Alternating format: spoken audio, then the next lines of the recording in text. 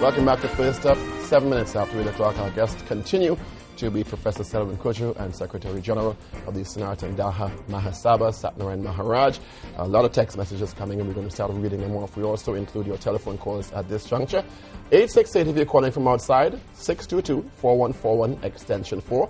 Please keep your comments brief and respectful to either gentleman. They've agreed to come here to be with us today, and even if you have a disagreement with their point of view, we can still remain a certain level of decorum and respect. Off air, gentlemen, we were talking about a similar scenario.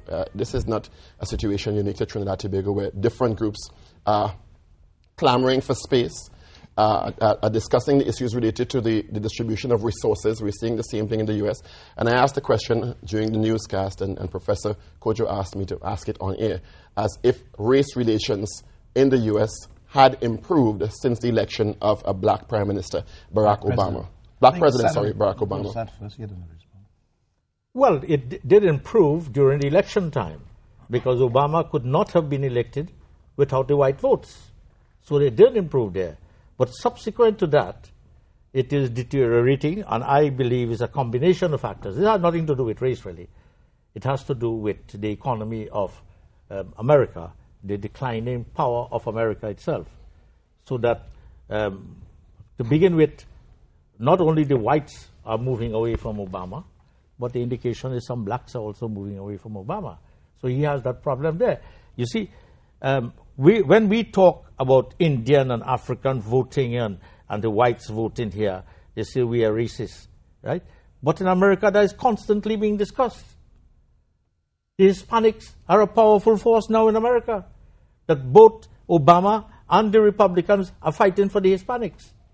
So the whole calculations in the politics has to take account of the fact where these groups are going. I think I agree with Sat. I mean, I probably want to start where he began, which I think is a very powerful point to make. There's always group interests. The Hispanics vote in a certain kind of way. The Jews vote in a certain kind of way because of certain things. And it's not seen as it's seen as natural.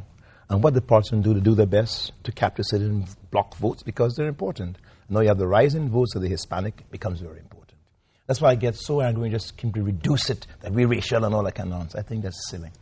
The more important point about it, I think Sal again is right, that the fact that people voted across the board for Obama was very important for America, for them, their own self-image and their sense of selves after oppressing black people for over 200 years.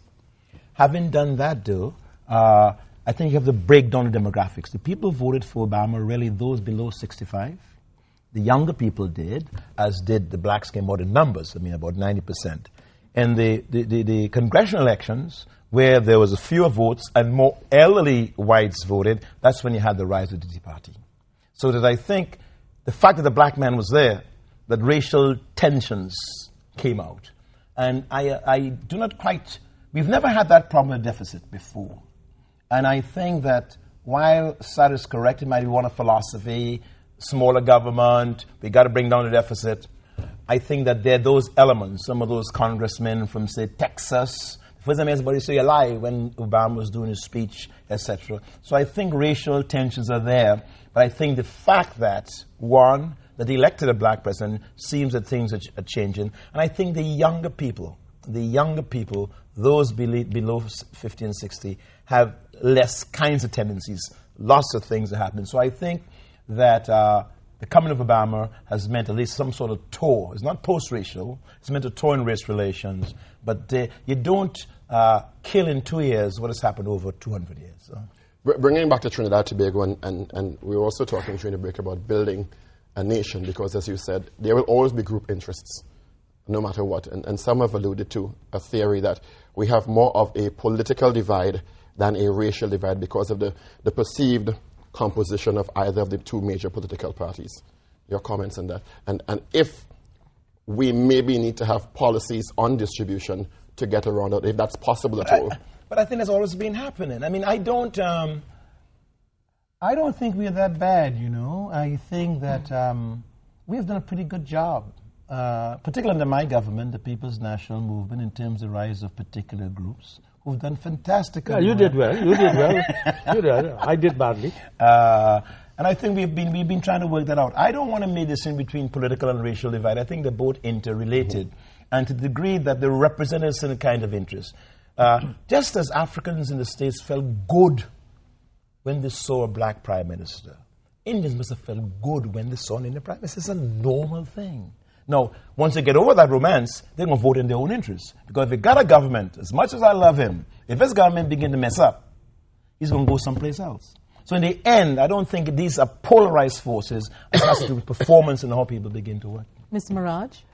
Well, if I stretch it a little bit, I could see a comparison between Obama and Kamala Persad-Bissessar. Just like Obama, everybody voted for Kamala Persad-Bissessar. India and Africa and everybody. But then, when the forces got together, the racial forces, and hit the airwaves, it started to change. When Jennifer Batiste, Primus, went on the air, and Selwyn Kojo, and Morgan Job, and David Mohammed, and Umbala, and Marcel, and this Jamaican girl called Natalie, when they went on the warpath, just like the Tea Party, they're like the Tea Party, in America. When the Tea Party started to sampat Obama, these people have gotten together to sampat Kamala. So we have a comparison there, a beautiful comparison too. But the only difference is that we have the Mahasabha and you have other groups that are supporting the PPP government. No matter how much... So you're going back to my point, the Mahasabha supported the PPP. Yeah, and other groups, you didn't hear... And that would give you so much influence. You didn't hear the rest. You see, people are selective. You are among the 6 people we have identified. We picked them up on the radio. These 6 people here, they have a mandate to destroy the PPP government. These 6 people. We have started a counterattack too. So he's prominent in that. When any government gets into power, be it PNM, or let me rephrase it, be it an Afro-Trinidad government or a supposedly East Indian government. No, I think it's better to say base, because they transcend at certain edges, certain things. And they're usually done so because of some level of discontent with the incumbent. Yeah, I think so. And then expectations are high. Yes. So leading to Mr. Maharaj's point about this so-called group that he thinks has an agenda to discredit the people's... I'm just quoting from him. His group. Right. An agenda to bring down the present regime.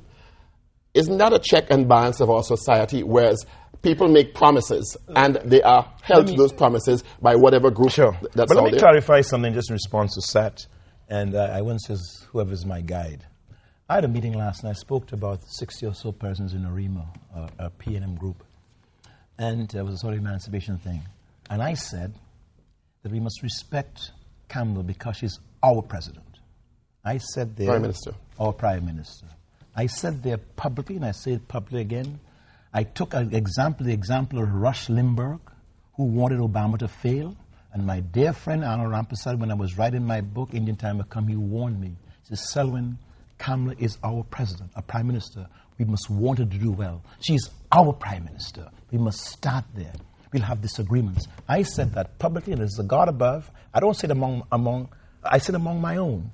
Because if we're going to build as a nation, we must respect our leaders and respect those who are there. Fight them, but understand that they represent us. This cabal of which he speaks, I am not aware of it, but probably it exists. I don't know of it. But I think the fact of the matter is that I vehemently dispute some of the policies, does not in any way take away from my respect from Kamala as our very first woman's prime minister and what she has done and what she represents. So I want to say that publicly, but we'll still fight them as a fighty. Gentlemen, people have been sending in their comments all morning long. And this is an interesting one. Carl says, the solution to all this nonsense about racial tension and so on in the country, Doglarize the place. Comment on that. Isn't a comment? That's silly. Okay. It doesn't deserve my comment. Okay. All right, let's see. Another comment here. Your guys' generation is the problem as you all continue to discuss race, unlike the younger generation who discusses where the next lime is. Oh, God. Both guests should be put on an island to live with each other for their intellectual stupidity. Yeah. We are on an island. We live in together. Well, we have already fulfilled that. You see, the point about it, no, I want to stop there because I just think that reflects something not about Sad and I. Sad and I, probably fortunately or unfortunately, came to the same system. He was a pupil teacher, I was a pupil teacher. He started in his place down in Caroni. I started in Tagarigua. We worked he went to London, studied law. I went to America. We all worked very hard to master our understanding of our society and our soul. We may disagree. That nonsense saying that we should go island, you want to go on Lime. Is going on Lime superior to discussion of realities of society? We should not give those comments. You see, what we do, I think, we trivialize very important issues. We don't. That is stupid. Saturday night should go. I even hear Miss Gypsy say that. I even hear Gypsy say that. That's stupid. That is silly. We are. One thing I admire about Sad when he came to this meeting, he was prepared. Sad got his stuff prepared. That's our training. And then we could disagree. So those comments, we should elevate them. But okay. Well, listen to this comment then.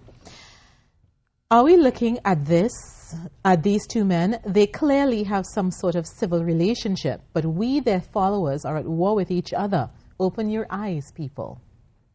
I don't know that people are at war with each other. I don't know a man is killed because he's an Indian, or a man is killed by an Indian because he's an African. This doesn't happen in Trinidad and Tobago. A man is killed because you want to take away his wealth, or other things, but not that. A comment here. The African community is less racist, as seen in the last election. I'm waiting to see if the Indian community will ever lend the PNM its vote. Hello. But the Indians, they gave the PNM their vote in 1956. Every Muslim voted them. Every Presbyterian voted them. A lot of Hindus voted them. So what you're talking about after 50 years, you're telling me you voted Kamala?